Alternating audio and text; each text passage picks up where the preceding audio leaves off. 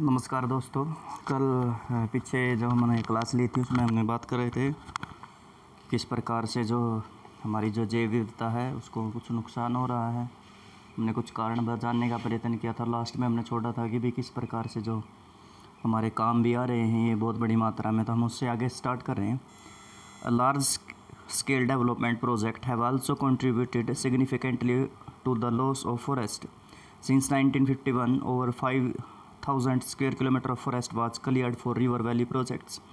तो अब हमारे लिए एक और इम्पोर्टेंट जो बात है यहाँ पर जानने वाली कि भी देखो हमारा बहुत बड़ी मात्रा में क्या है, हमने क्या है अपने को डेवलपमेंट की है और डेवलपमेंट में हमारे अलग से प्रोजेक्ट रहे हैं जिसमें क्या हमने बहुत बड़ी मात्रा में क्या है हमारे को फॉरेस्ट का लॉस किया, जिसमें से हमने एक आंकड़ा है कि भी 1951 से क्या हमने 5,000 स्क्वायर किलोमीटर फॉरेस्ट को क्या कर दिया था, क्लियर कर दिया गया था सिर्फ और सिर्फ रिवर वैली प्रोजेक्ट को, जिसको हम कह सकते हैं मल्टी पर्पज़ प्रोजेक्ट कहते हैं कि भी एक ही कार्य को करने के लिए क्या है बहुत सारे कार्य, मतलब हमने क्या है कि भी एक उद्देश्य को पूरा करने के साथ साथ हमारे और उद्देश्य भी क्या उसके साथ पूरे हो जाते हैं। जिस प्रकार से कि नदी पर डैम बनाने के बाद क्या हमने बहुत सारे फ़ायदे होते हैं, उसके बाद हम अगले चैप्टर में पढ़ेंगे। तो निश्चित रूप से हमारी जो 5 ईयर प्लान रही हैं वो उनमें इसी प्रकार की विशेषता रही कि हमने क्या बहुत बड़ी मात्रा में क्या है लॉस किया है हमने फॉरेस्ट को। Clearing of the forest is still continuous with a project like the Narmada Sagar project in Madhya Pradesh, which would be inundate 40,000 hectare of the forest. इसके साथ साथ क्या है कि भी जो काम हमने अब शुरुआत की थी 51 से जो हम बात करें वो प्रक्रिया आज भी बरकरार है। जिस प्रकार से एक नर्मदा सागर प्रोजेक्ट था मध्य प्रदेश के अंदर, वो भी क्या है आपको इसी प्रकार से जो देखने को मिला, जिसमें 40,000 हेक्टेयर जो फॉरेस्ट है उसको क्लियर कर दिया गया अभी। उसके बाद है mining is another important factor behind deforestation. जो हम बात करेंगे वृक्षों को लगातार हम काटते चले जा रहे हैं, उसमें जो है एक हमारा जो खनन का है वो भी बहुत बड़ा महत्वपूर्ण योगदान रहता है। The Buxa tiger reserve in Bengal in seriously threatened by the ongoing dolomite mining. It has disturbed the natural habitat of many species and blocked the migration route of the several other including the great Indian elephant. यदि हम बात करें हमारे यहाँ पर जो बक्सा tiger reserve है, आपके लिए एक नंबर एक क्वेश्चन है कि बताएं बक्सा टाइगर रिजर्व कहाँ पर देखने को मिल रहा है। तो वहाँ पर क्या है डोलोमाइट का जो खनन किया जाता है, उस खनन के कारण क्या है कि भी वहाँ पर बहुत बड़ी मात्रा में हमें गंभीर समस्याएं देखने को मिल रही हैं।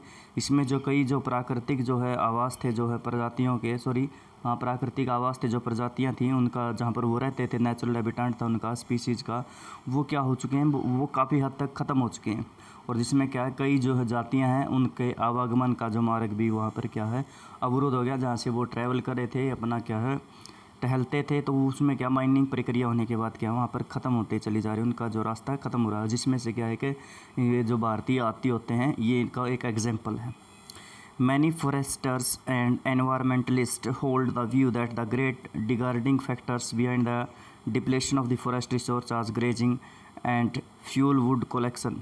तो उन्होंने कुछ जो है हमारे जो वन अधिकारी हैं और जो है कि हमारे जो एनवायरमेंटलिस्ट हैं जिसको हम पर्यावरणविद कहते हैं, उनका मानना है कि जो वन संसाधन होते हैं वो ख़त्म होते चले जा रहे हैं। उसमें क्या है काफ़ी हद तक जो योगदान रहता है वो क्या है हमारा, एक तो हम ओवर ग्रेजिंग कराते हैं, ओवर ग्रेजिंग नहीं है ग्रेजिंग कह सकते हैं या फिर ओवर ग्रेजिंग भी कह सकते हैं। और जो हम क्या है ईंधन के रूप में जो हम लकड़ी इकट्ठा करें फायरवुड करें तो वो भी एक कारण है। Through there may be some substance in their argument yet the fact remains that a substantial part of the fuel fodder demand is met by lopping rather than by felling entire trees। उसके बाद क्या कि भी हम क्या जो बात करें कि भी इसमें तो कि देखो कोई ये तो बिल्कुल सच्चाई है, ये हो भी सकती है या फिर कह सकते हैं कि चारे और ईंधन हेतु क्या है हम जो लकड़ियों की आवश्यकता है वो मुख्यतः हम पेड़ों की टहनियाँ काट कर भी पूरा कर सकते हैं, जबकि हमें क्या पूरे के पूरे वृक्ष को हमने नहीं काटना चाहिए। कि भी ये मान सकते हैं कि भी जो हमें क्या चाहिए फोडर चाहिए या हमें फ्यूल चाहिए, ठीक है। हम इसके अंदर क्या है कि भी लकड़ियों को क्या पूर्णतः हमारे जो वृक्ष उनको पूर्णतः न काट कर क्या उनको टहनियों से क्या उनकी आवश्यकताओं से पूरी की जा सकती है। द फॉरेस्ट इकोसिस्टम आर रिपोस्ट्रेट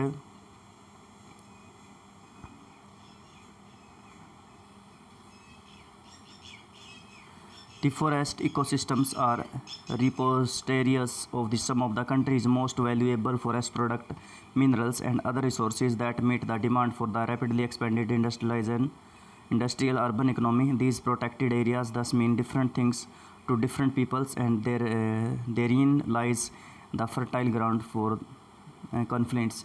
इसके बाद जो हम बात करें कि भी जिस प्रकार से हमने बात की कि भी हमको वृक्षों को पूर्णतः न काट कर, तो एक और इसी प्रकार से हम बात कर सकते हैं कि जो वन पारिस्थितिकी तंत्र होता है हमारा, जो वो क्या है कि भी ये भी हमें क्या है बहुत मूल्यवान होता है। ठीक है, हमारे लिए वन जो पदार्थ हैं वो बहुत महत्वपूर्ण है, वहाँ पे मिनरल्स मिल रहे हैं वो बहुत महत्वपूर्ण है, या फिर जो अन्य प्रकार के जो संसाधन हैं जो हमें मिल रहे हैं तो वो क्या है हमारे लिए क्या वो सारे के सारे वहाँ पर डिपॉजिट हैं।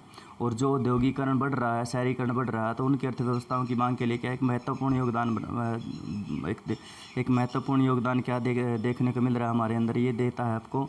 इसके लिए अब क्या है भी ये जो आरक्षित क्षेत्र होते हैं अलग अलग लोगों के लिए अलग अलग मायने रखते हैं और विभिन्न वर्गों के बीच संघर्ष के लिए अनुकूल परिस्थितियाँ पैदा करते हैं। यानी कि जो हम जो काम कर रहे हैं कि भी हमारे लिए क्या अलग अलग जो व्यक्ति इसको यूज कर रहा है तो उनके लिए क्या मीनिंग भी हम कह सकते हैं उनका अलग से देखने को मिल रहा है। एक और इसी प्रकार का एक एग्जाम्पल आप कर ली हिमालयन यू इन ट्रबिक, यानी कि संकट में देखने को मिलती है भी एक लोक्सियस व वालचेना क्या है, एक चीड़ के प्रकार है भी, एक चीड़ का वृक्ष होता है। ये क्या एक मेडिसन प्लांट था जो क्या हिमाचल प्रदेश अरुणाचल प्रदेश में आपको देखने को मिलता था।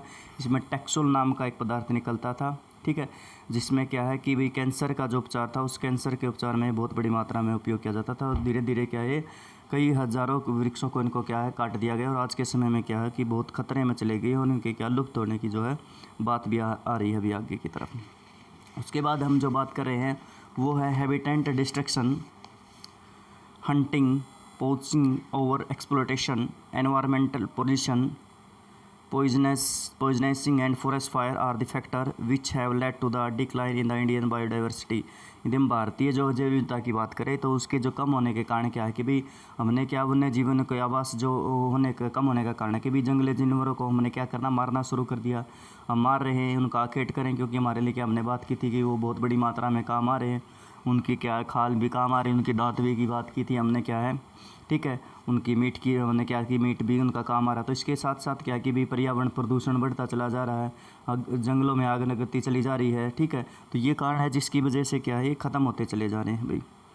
उसके बाद है other important causes of environmental destruction are unequal access in inequitable consumption of the resources and different sharing of responsible for the environmental well-beings। तो जो दूसरा कारण क्या है कि भाई पर्यावरण का विनाश जो हो रहा है उसमें क्या है कि भाई संसाधनों का जो हमें देखने को मिल रहा है वो अनइक्वल हमारे पास एक्सेस है, यानी कि भाई जो लोग पहुंच रहे हैं या फिर उसका उपयोग कर रहे हैं असमान रूप से प्रयोग कर रहे हैं। उसके बाद जब हम बात करते हैं पर्यावरण के रख रखाव की जो जिम्मेदारी की बात करते हैं तो उसमें भी हमें क्या मिल रही है, जो रिस्पॉन्सिबिलिटी है वो हमें क्या है एक समान देखने को मिल रही है, नहीं मिल रही सॉरी। इसके बाद है over population in the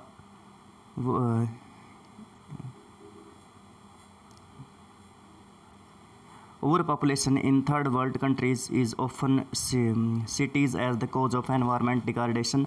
However, and the average American consumption 40 times more resources than an average of Somalian। उसके बाद जो ये बात कर रहे हैं कि भी एक हम जो बात कर रहे हैं कि भी जो ये थर्ड वर्ल्ड कंट्रीज़ हैं, जो डेवलप्ड कंट्री की बात करें हैं हम, यहाँ पर क्या देखने को मिलेगा कि भाई ये जो लोग हैं कि जो यहाँ से जो वृक्षों के मात्रा में क्या उपयोग करते चला जा रहे हैं वो जो स्पीड है उनकी क्या है हमारे जो है दूसरे देशों के मुकाबले में वो ज़्यादा रहते हैं। जैसे क्या है एग्जाम्पल के थ्रू समझाने की बात की कि एक अमेरिकी जो जनसंख्या होती है अमेरिका जो जनसंख्या है वो क्या है उस संसाधनों के उपयोग में जो है एक सोमाली द्वीप है जो हमारा उससे क्या है कि 40 गुना ज़्यादा उपयोग करती है। ठीक है, इसके बाद क्या है similarly the richest 5% of the Indian society probably causes more ecological damage because of the amount they consume that the poorest 25%। इसके अलावा क्या कि जो भारत में है क्या 5% धनी लोग हैं जो 25% गरीब लोगों की तुलना में अपने संसाधन उपयोग के द्वारा पर्यावरण को अधिक नुकसान पहुँचाते हैं और इन 5% लोगों की पर्यावरण रख रखाव में भी कोई जिम्मेदारी आपको देखने को मिले। The former share minimum responsible for the environmental wellbeings. The question is who is the consumption and what from where and how. तो हमारे लिए क्या है कि प्रश्न ये है कि कौन क्या और कहाँ और कितना उपभोग कर रहा है भाई। उसके बाद जब हम बात करते हैं आगे की तरफ The destruction of the forest and wildlife is not just a biological issue.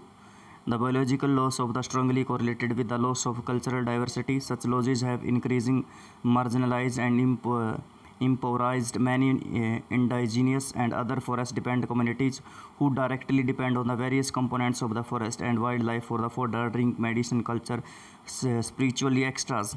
Within the poor, women are affected more than the man. उसके बाद जो हम बात करें कि भी जो ये जो डिस्ट्रिक्शन हो रहा है, ये ख़त्म होता चला जा रहा है, फॉरेस्ट है, वाइल्ड लाइफ है, ये हम ये नहीं कह सकते कि ये मात्र जीव विज्ञान का विषय है, नहीं, यानी कि बायोलॉजिकल हम इशू नहीं कह सकते। इसके अलावा क्या है कि भाई ये क्या करते चले जा रहे हैं, हमारी जो सांस्कृतिक जो विविधता होती है उसको भी क्या ख़त्म करते चले जा रहे हैं। इसके अलावा क्या है कि भाई ये जो लगातार ये जो लॉस होता चला जा रहा है, इससे क्या है कि बहुत सारी जो कम्युनिटीज़ हैं वो मार्जिनलाइज हो चुकी हैं। इसका मतलब वो हाशिए पर धकेली जा रही हैं कि उनको क्या वो सुविधाएँ प्राप्त हो ही नहीं रही। इसके अलावा जो हम बात करें कि ये क्यों मार्जिनलाइज हो रहे हैं, क्योंकि ये सीधे तौर पर क्या थे, फॉरेस्ट या वाइल्ड लाइफ पर हमारे क्या डिपेंड रहते थे। जैसे फूड की बात थी, ड्रिंक की, मेडिसन, कल्चर, हम इनके बारे में पढ़ चुके हैं कि भी संस्कृति, अध्यात्म जो है सारा का सारा क्या हमें इनको बहुत बड़ी मात्रा में यहाँ से प्राप्त हो रहा है, हमारी संस्कृति डिपेंड थी। इसके अलावा क्या कि यदि हम जो पूरों की बात करें कि भाई जो गरीबों की बात करें, तो गरीब वर्ग में महिलाएं क्या आती है, पुरुषों की तुलना में अधिक वो क्या होती हैं, प्रभावित होती हैं भाई। Women bear and major responsibility of collection of fuel, fodder, water and other basic subsistence needs. As their resources are depleted, the drudgery of human increase and sometimes they have to walk for more than 10 kilometers to collect these resources. This causes serious health problem for the women and negligence of the women and children because of the increasing hour of the work which often has the serious social implications. उसके बाद जो बात करें कि जिस प्रकार से जो सोसाइटी होती है, जो महिलाएं होती हैं, वो सारे के सारे जो काम होते हैं घर के, वो सारे की सारी जिम्मेदारी महिलाओं के ऊपर होती है। इसलिए क्या है, घर में क्या है, फ्यूल जो है, लकड़ी लेके आना, हमारा चारा वगैरह की बात है, पानी लेके आना, जो बेसिक नीड्स हैं वो सारे के सारे क्या है हमारी औरतों के थ्रू की जाती हैं, औरतें करती हैं। जैसे कि हम बात करते हैं कि जैसे ये रिसोर्सेज ख़त्म होते चले जा रहे हैं, कम होते चले जा रहे हैं, तो महिलाएं होती हैं, उनको भी समस्याएं देखने को ज़्यादा मिल रही हैं कि उनको क्या 10 किलोमीटर तक क्या अपने जल को एकत्रित करने के लिए उनको क्या है, हमें चलना पड़ता है। इसकी वजह से क्या उनको हेल्थ की प्रॉब्लम होती है। और क्या है कि भाई जो हम बात कर रहे हैं कि भी जो उनके काम करने का जो है टाइम बढ़ता चला जा रहा है, तो क्या उनके समय क्या है, उनको बहुत बड़ी मात्रा में समस्याएं उपज होती चली जा रही हैं। और इसके क्या है कि बहुत बड़ी मात्रा में दुष्परिणाम हमें को देखने को मिल रहे हैं भाई। The indirect impact of degradation such as the severe drought of deforestation induced flood extras also hit the poor the hardest. Poverty in these cases is the direct outcome of the environmental destruction. Therefore, forest and wildlife are vital to the quality of life and environment in the subcontinent. It is the imperative to adopt the sound forest and wildlife conservation strategy. उसके बाद जो ये बात करें कि भाई ये जो इसका जो अप्रत्यक्ष रूप से क्या है, इसका जो प्रभाव क्या होता है हमारे ऊपर, क्या कि या तो ड्रोट आते हैं, या ड्रोट क्या है कि भी हम लगातार वृक्षों काटते चले जा रहे हैं, तो उससे क्या है कि आपको देखने को मिला है फ्लड भी आएंगी। तो इससे क्या जो गरीब होता है, वो गरीब क्या होता है, सबसे ज़्यादा मात्रा में क्या है कि प्रभावित होता है। ठीक है। इसके अलावा क्या है भी जो हमारे जो गरीब व्यक्ति होते हैं या पॉवर्टी होती है, इन केस में क्या है वो सीधे तौर पर क्या है हम मान सकते हैं कि जैसे एनवायरनमेंट डिस्ट्रक्शन करता है, कोई भी क्या है ट्रेजेडी होती है, हमारी हैज़ार्ड आता है, उसका सीधे तौर पर सबसे ज़्यादा प्रभाव क्या है कि गरीब व्यक्ति के ऊपर पड़ता है। Therefore forest and wildlife is vital to the quality of life and environment. इसलिए हम कह सकते हैं कि जो भारतीय उपमहाद्वीप है ना, उसमें क्या वन और वन्य जीवन मानव जीवन के लिए बहुत ही कल्याणकारी है। उसके साथ साथ क्या है ये आवश्यक भी है, वन और वन्य जीवन के संरक्षण के लिए हमें क्या करनी चाहिए, एक स्ट्रेटेजी बनानी चाहिए, एक नीति हमें ज़रूर बनानी चाहिए। तो हम जो बात करेंगे, अब हम रणनीति के बारे में बात करेंगे, conservation of the forest and wild life in India. तो कंजर्वेशन हम किस प्रकार से कर किया भारत ने, तो conservation in the background of the rapid decline the wild life population and the forestry has become essential. But why do we need to conserve our forest and wildlife? देखिए, यदि हम बात करें वन्य जीवन और वन्यों में तेज़ गति से हो रहे ह्रास के कारण इनका संरक्षण हमारे लिए देखो बहुत ज़रूरी हो गया। परंतु हमें वनों और इनका जो संरक्षण करना क्यों महत्वपूर्ण हो गया, महत्वपूर्ण ये हो गया क्योंकि हमारे क्या बहुत बड़ी मात्रा में काम हो रहे हैं, सीधी सी बात है। Conservation preserves the ecological diversity in our life support system, water and soil. It also preserve the genetic diversity of plants and animals for the better growth of species and breeding. उसके बाद हमें इनको रोकने के लिए क्यों आवश्यकता है, क्योंकि मैं इकोलॉजिकल बैलेंस डाइवर्सिटी है उसको बचा के रखना, जिस पे क्या हमारा क्यों लाइफ सिस्टम चलता है, जिसमें क्या वाटर, एयर है, सोइल, इनको बचा के रखना पड़ेगा। इसके लिए क्या कि मैं ये जो हमारी जेनेटिक जैसे जीन्स विविधता को कहते हैं उसको बचा के रखना पड़ेगा, जिससे क्या है पौधे अपने आप को क्या है अपनी स्पीसीज़ के अंदर क्या बढ़ोतरी कर सकते हैं, अपने आप को क्या है और अच्छी प्रकार से क्या जनन प्रक्रिया को क्या है वो मतलब आगे की ओर बढ़ा सकते हैं भाई। For example in agriculture we are still depend on the traditional crop varieties, fisheries too are heavily depend on the maintain of the aquatic biodiversity. उदाहरण के तौर पर हम यदि बात करें तो कृषि में क्या हम अभी आज भी क्या जो ट्रेडिशनल क्रॉप्स होती हैं हम उन्हीं का जो उपयोग करते चले जा रहे हैं, और जलीय जीव जो है विविधता मोटे तौर पर मछलियाँ को पालन कर रखने पर भी क्या है निर्भर होती चली जा रही है। In 1960s and 1970s, conservationists demanded a national wildlife protection program. The Indian Wildlife Protection Act was implemented in 1972 with the various provisions for the protecting habitats. तो इसी बारे में क्या है कि बहुत सारे जो हमारे पर्यावरण की बात की थी या फिर जो है ये जो संरक्षणवाद कह सकते हैं, जो क्या है मानते थे कि भी हमें संरक्षण प्रदान करना चाहिए जीवों को, तो उन्होंने क्या है कि कानून की मांग की गई। तो इसी के तहत क्या भारत ने क्या 1972 में क्या है Indian wild life protection act को क्या कर दिया गया, लागू कर दिया गया। एक बहुत इंपॉर्टेंट पर्सन, एक नंबर का पूछा जाता भाई। उसके बाद क्या है कि हमने क्या है कि इन जो हैबिटेट जो रह रहे हैं वाइल्ड लाइफ और फॉरेस्ट के अंदर हमने उनको बचाने का प्रयत्न किया। And all India list of protected species was long published. The thrust of the program was toward protecting the remaining population of certain endangered species by banning hunting, giving legal protection to their habitat and restricting trade in wildlife. उसके बाद क्या हुआ, हमने जैसे ही बनाया तो हमने क्यों बनाया कि वन्य जीवन के आवास को क्या है हमने क्या रक्षण प्रदान करना है। तो हमने क्या किया, एक बहुत सारी जो सूची बनाई जिसमें क्या हमने माना कि भाई इन स्पीसीज़ को क्या करेंगे, हम क्या करेंगे इनको बचा के रखेंगे, ठीक है। उनमें से मोस्टली क्या कि हमने क्या किया कि जो संकटग्रस्त जातियां थी हमने उनके शिकार पर क्या कर दिया, बैन लगा दिया। हमने क्या है कानूनी तरीके से क्या उनको क्या है कि मतलब उनको बढ़ने का एक मौका दिया। उसके बाद क्या है कि हमने उनके व्यापार पर क्या कर दिया गया, जैसे वाइल्ड लाइफ था उनके रिस्ट्रिक्शन कर दिया गया, हमने नए उनको क्या गैर कानूनी घोषित कर दिया गया। इसके साथ साथ subsequently central and many state government establish national park and wild life sanctuary about which you have already studies. The central government also announce several project for the protecting specific animal which were Gravely threatened including the tiger दिवन। उसके बाद क्या किया कि हमने क्या state थी जो अलग अलग जो स्टेट गवर्नमेंट थी उन्होंने national park, wild life sanctuaries या फिर बायोस्फीयर रिजर्व की बात करते हैं, जिसमें मैंने आपको पहले बता चुका हूँ काफ़ी हद तक। जैसे नेशनल पार्क होता है, फिर ये क्या है वाइल्ड लाइफ सेंचुरीज होती हैं, सबसे लास्ट में क्या है आपको बायोस्फीयर रिजर्व देखने को मिला। तो तीनों का मतलब क्या होता है कि भी जो है हमारी जो स्पीसीज़ को बचाने का प्रयत्न किया गया था उनको उनका नेचुरल शेल्टर दिया जाता है, ठीक है।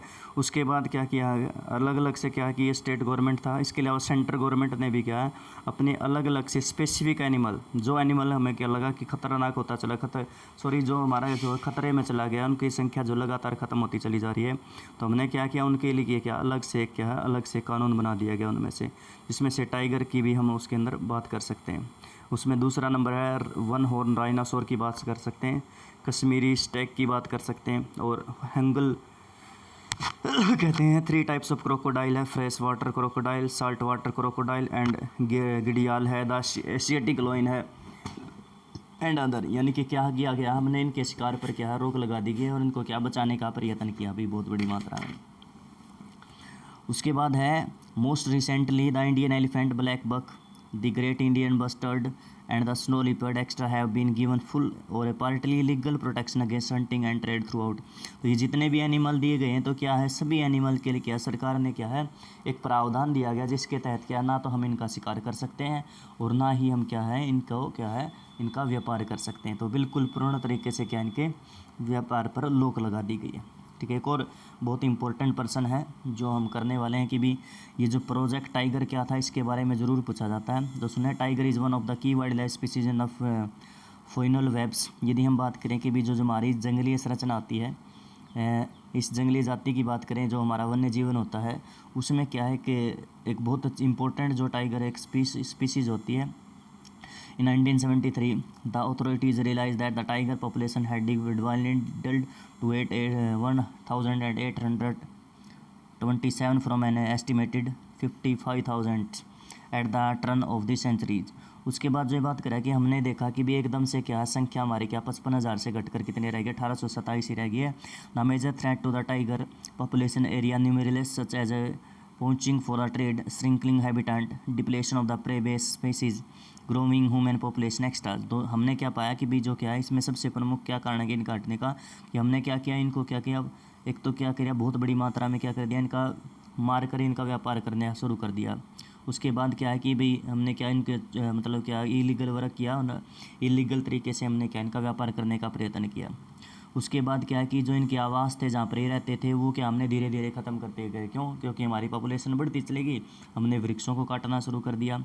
उसके बाद है जो हमारा क्या है भोजन के लिए क्या अभी जंगली जो जातियाँ होती हैं उनकी जो संख्या कम होता चला होना, और जो हमारी हमने बात कर ही चुके हैं जैसे पॉपुलेशन बढ़ रही है तो क्या कि ये लगातार क्या होती चली गई, ख़त्म होती रही है। द ट्रेड ऑफ टाइगर्स,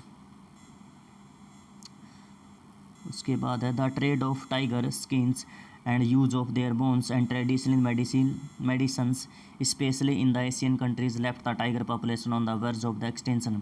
इसके अलावा यदि हम भारतीय एशिया की बात करें तो एशिया में क्या है कि जो बाघों की खाल है उसका व्यापार और उसकी हड्डियों का व्यापार है जो है परंपरागत रूप से क्या करते चले जा रहे हैं, औषधियों के निर्माण में इसका उपयोग किया जा रहा है, इसलिए क्या बहुत बड़ी मात्रा में इनकी जो है कमी देखने को मिलती है। इसके अलावा क्या Asian countries left the tiger population on the verge of the extension since India and Nepal provided habitat to about 2/3 of the surviving tiger population in the world. These two nations become prime targets for the poaching and illegal trades. उसके बाद क्या है कि भी जो हमारे यहाँ पर जो दो देश है हमारे एक तो भारत है, एक दूसरा देश है जो नेपाल की बात कर सकते हैं। तो पूरे बाघों की यदि विश्व की बात करें तो 2/3 हमारे यहाँ पर देखने को मिल रहे हैं। तो इन्होंने क्या बहुत बड़ी मात्रा में जो काम किया है जिसके क्या इनकी संख्या को क्या है कम होने से क्या हमने उन्होंने अपना योगदान दिया है। Project tiger one of the well publish wild life campaign in the world was launch in 1973। तो ये जो पाया प्रोजेक्ट टाइगर है विश्व की बेहतरीन वन्य परियोजनाओं में से एक नंबर का प्रश्न ये भी पूछा जाता है कि निम्नलिखित में से कौन सा एक विश्व की प्रमुख योजनाओं में से एक है, बहुत बेहतरीन परियोजनाओं में से एक रहता। तो एक ये क्या है हमारा, ये आता है 1973 का वाइल्ड लाइफ रिसोर्सेज के वाइल्ड लाइफ हमारा प्रोजेक्ट टाइगर कह सकते हैं उसके बाद हम जो बात करें आगे की तरफ, initially it showed success as the tiger population went up to, और उसके बाद क्या कि हमने इसके अंदर पाया कि भी एकदम से जो संख्या हमारी वो क्या हो गई थी, बढ़ गई थी भाई। There are 39 tiger reserves in India. तो यदि भारत की बात करें तो भारत में क्या है 39 जो क्या है टाइगर रिजर्व आपको देखने को मिल रहे हैं। तो भारत में क्या कि 39 टाइगर रिजर्व्स देखने को मिलेंगे। जो इसका एरिया है कि आपके सामने दिया गया, ये इतने एरिया के अंदर क्या इनको रिजर्व किया गया है। इसके अलावा tiger conservation has been viewed not only as the effect to save and endanger species but with the equal importance has been of the preserving biotypes of sizeable magnitude. इसके अलावा ये जो बात कह रहे हैं कि दूसरे नंबर पर क्या है कि हमने क्या है कि भी इनको क्या है संकटग्रस्त जाति है जो उसके बचाने का सिर्फ प्रयास नहीं किया, लेकिन इसका जो दूसरा उद्देश्य ये भी होता है कि बहुत बड़ी मात्रा में क्या है जो हमारे जैव जाति हैं यानी कि जो पाई जा रही हैं उनको बचाने का हमने प्रयत्न किया भाई, ठीक है। उसके बाद क्या है कॉर्बेट, जो जिम कॉर्बेट नेशनल पार्क है भारत का, ठीक है, सभी जानते हैं सबसे पहला जो है नेशनल पार्क है उत्तराखंड के अंदर। उसके बाद सुंदरबन है नेशनल पार्क वेस्ट बंगाल में, ये बांधवगढ़ है नेशनल पार्क मध्य प्रदेश में, Sariska wild life sanctuary Rajasthan में, मानस टाइगर रिजर्व असम, पेरियार है केरला के अंदर। ये सारे के सारे टाइगर रिजर्व आपको देखने को मिलेंगे भाई। इसके अलावा देखिए the conservation project are now focusing on the biodiversity rather than on a few of its components. There is now a more intensive search for a different conservation measures. Increasingly, even insects are beginning to the find in a place for the conservation planning. In the notification under Wildlife Act of 1980s and 1986, several hundred butterflies, moth, beetles, and one dragonfly have been added to the list of protected species in 1991. For the first time, plants were also added to the list, starting with the 6 species. उसके बाद जो हम बात करें कि भाई जो आजकल जो संरक्षण की जो प्रक्रियाएं हैं उनमें जैव विविधताओं पर केंद्रित न होकर विभिन्न घटकों पर हो गई हैं। संरक्षण क्या है, वो विभिन्न तरीकों की गहनता से खोज की जा रही है।